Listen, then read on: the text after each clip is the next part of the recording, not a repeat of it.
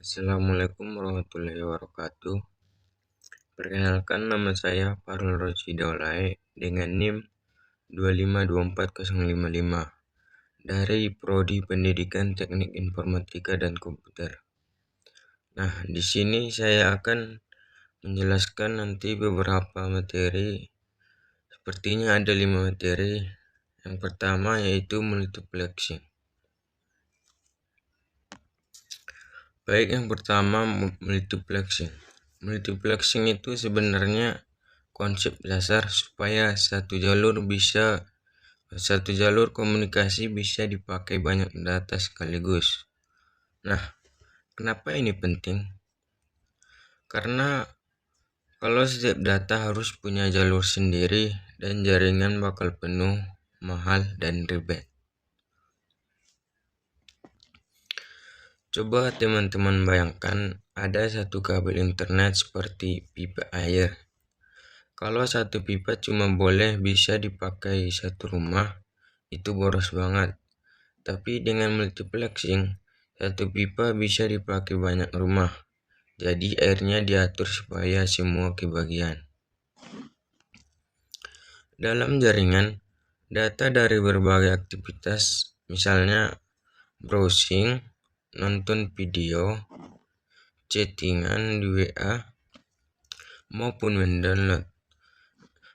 Itu datanya semuanya dikumpulkan dulu dan diatur, lalu dikirim lewat satu jalur. Sampai di tujuan, datanya akan dipisahkan lagi sesuai kebutuhan masing-masing. Nah, adapun contoh jenis multiplexing yaitu yang pertama time division multiplexing ataupun TDM. TDM ini data dikirim bergiliran berdasarkan waktu. Contohnya seperti guru mengambil absen satu persatu, tapi nanti semuanya kebagian dan bergantian. Yang kedua, frequency division multiplexing atau FDM.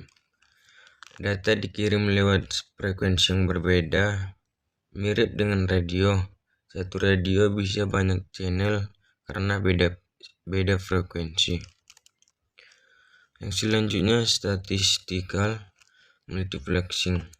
Data yang paling butuh duluan akan dikirim lebih cepat. Ini yang paling sering dipakai di internet modern. Jadi kesimpulan multiplexing ini adalah multiplexing membuat internet jadi efisien, cepat, dan stabil tanpa harus menambah jalur baru. Masuk kita ke materi yang kedua yaitu FTP ataupun File Transfer Protocol.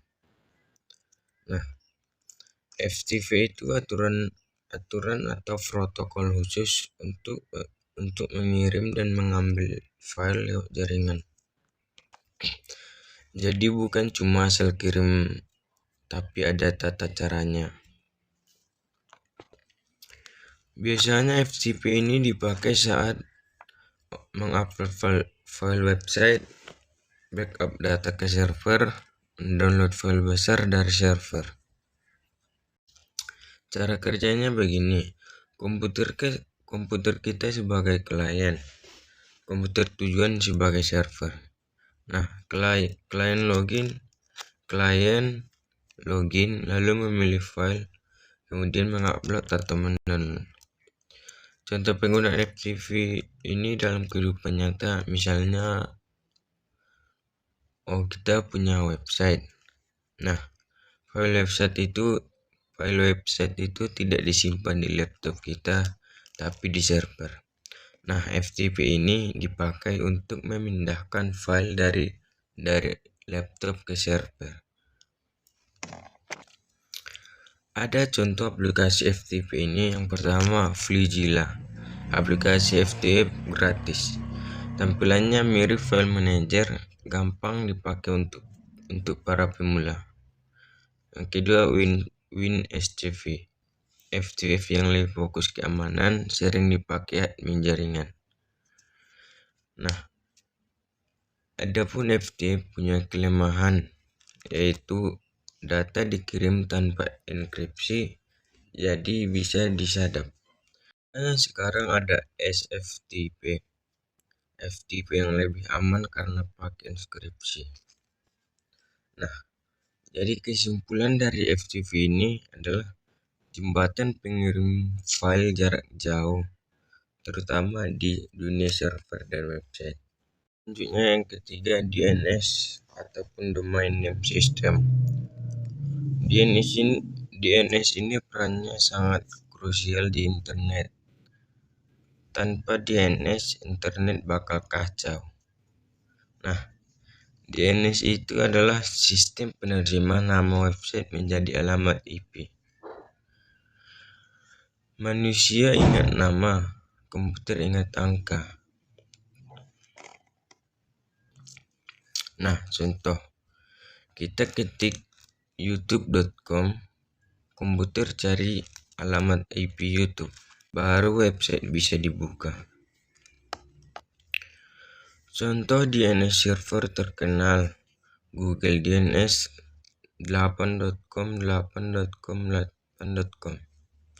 DNS milik Google, terkenal cepat dan stabil, sering dipakai di seluruh dunia. Yang pertama, Cloudflare DNS. Fokus ke kecepatan dan privasi, banyak dipakai untuk keamanan jaringan. Adapun peran penting DNS ini yaitu mempercepat akses website, membantu keamanan ataupun memblokir situs berbahaya, dan selanjutnya membuat internet mudah dipakai manusia. Analogi gampangnya, DNS itu seperti resepsionis hotel. Kita sebut nama orangnya, dia langsung antar ke kamarnya. Selanjutnya kita masuk ke web server. Web server itu tempat tinggalnya website. Kalau website itu rumah, maka web server adalah tanah dan bangunannya. Saat kita buka website, browser minta data. Web server memproses permintaan. Web server mengirim halaman website tampil. Nah, ada contoh dari web server itu yang terkenal, yaitu Apache. Web server paling lama dan populer, banyak dipakai di hosting murah dan website kecil sampai menengah.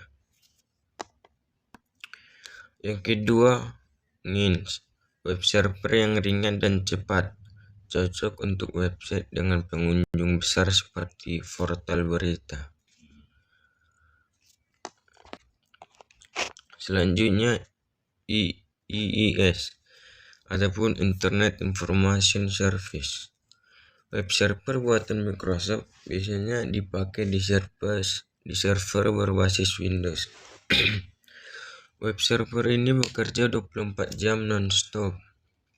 Jadi dia itu harus stabil, aman, dan cepat. Tanpa web server, website tidak akan bisa diakses sama sekali. Setelah terakhir kita masuk ke keamanan jaringan.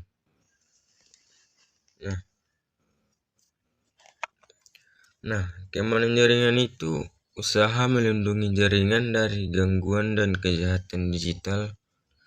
Kalau jaringan tidak aman, data bisa dicuri, diubah, dan dirusak. Contoh ancaman jaringan yaitu hacker mencuri password, virus merusak sistem penyadapan WiFi. Adapun contoh sistem keamanan jaringan, firewall berfungsi seperti satpam, menentukan data mana yang boleh masuk dan keluar. Antivirus melindungi sistem dari virus dan malware. dan malware. Enkripsi mengacak data supaya tidak bisa dibaca oleh orang lain. Contoh sederhananya yaitu WiFi pakai password yang kuat sama dengan jaringan aman. WiFi tanpa password, siapa saja bisa masuk ke WiFi tersebut. Jadi kesimpulannya, keamanan jaringan ini fondasi utama kepercayaan di dalam dunia digital. Mungkin hanya sekian penjelasan yang dapat saya sampaikan. Jika ada kekurangan ataupun kesalahan, saya mohon maaf. Saya akhiri dengan salam. Assalamualaikum warahmatullahi wabarakatuh.